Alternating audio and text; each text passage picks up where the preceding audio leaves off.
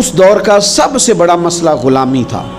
آج بھی مسائل ہوں گے، ہمارے ہاں سب سے بڑا مسئلہ پیسہ ہے، تو لوگ سمجھتے ہیں کہ بس کسی طریقے سے یہ آ جائے تو شاید باقی سارے مسئلے حل ہو جائیں۔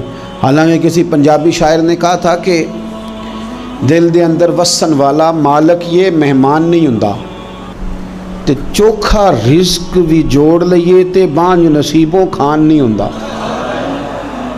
لیکن بعض لوگ سمجھتے ہیں کہ شاید سارا کچھ پیسہ ہی ہے، اور اسی میں وہ باتوں کو تولتے رہتے ہیں، اسی میں سارا کچھ کرتے رہتے ہیں۔ اس دور کا سب سے بڑا مسئلہ غلامی تھا، اور غلام بکتا تھا اور پھر اس کے بچے بکتے تھے۔ تو جب کوئی غلام آزاد ہوتا تھا نا، تو وہ سمجھتا تھا کہ اب تو میں دنیا میں آ گیا ہوں۔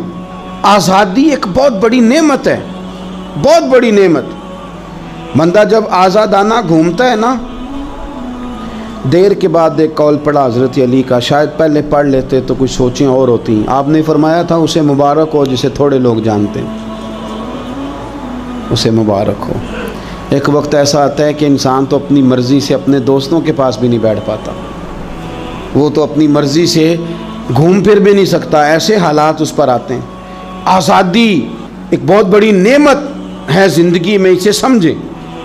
تو اہل عرب کے ہاں غلام کا آزاد ہونا اتنی بڑی نعمت تھی کہ وہ بندہ سمجھتا تھا دنیا میں ہی آج آیا ہوں۔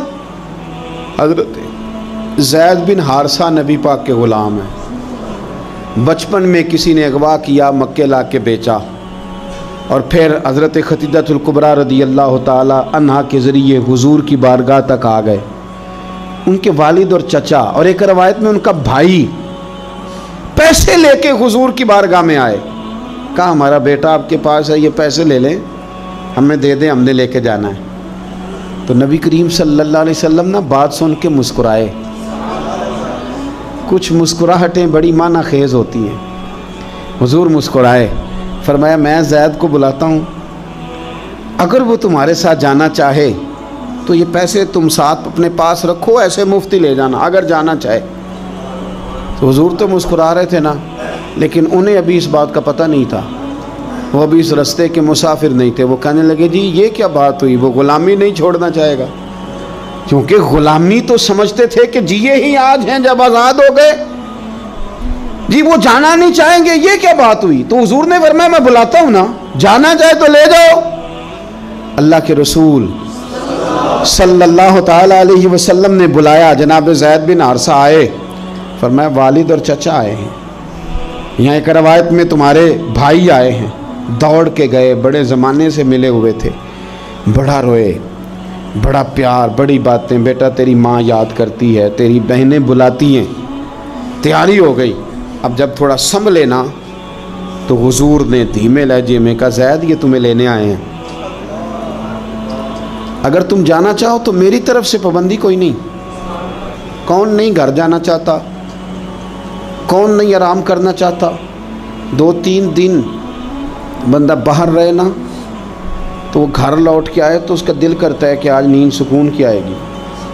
ہم گھومتے ہیں پاکستان میں تو لوگ کہتے ہیں رات رہ جاؤ، زیادہ اصرار کریں تو پھر میں کہتا ہوں یار اپنے بیڈ پہ ہی نیند آتی ہے، تمہیں کیا بتائیں۔ گھر کون نہیں جانا چاہتا، اپنے بہن بھائیوں سے کون نہیں ملنا چاہتا، قرار ہی سارا وہاں ہے، سکون اور راحت ہی وہاں ہے۔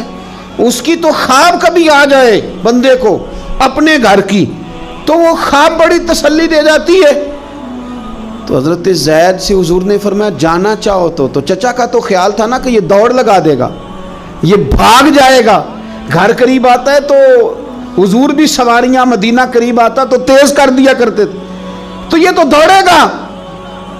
لیکن جب کہا نا جانا چاہو تو چلے جاؤ، تو حضرت زید دور کھڑے تھے، دوڑ کے آ کے حضور کے پیروں میں بیٹھ گئے، کہنے لگے سونے ہاں اماں بڑا پیار کرتی ہے، بہنیں انتظار کر رہی ہیں، پر آپ کو چھوڑ کے کون جائے۔ حضور آپ کو چھوڑ کے چلا جاؤں، یعنی آپ کو چھوڑ کے؟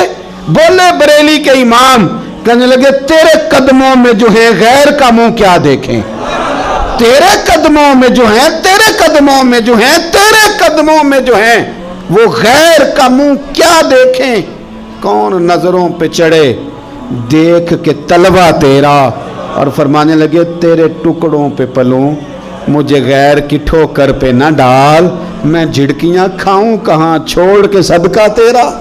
حضور یہی رہنا ہے، یہی رہنا ہے، ہمیں کوئی آزادی نہیں چاہیے، کوئی آزادی نہیں۔ یہ غلامی کئی آزادیوں پہ قربان کی، جب پیار ہو گیا، جب محبت ہو گئی تو انداز بدل گئے، طریقے بدل گئے۔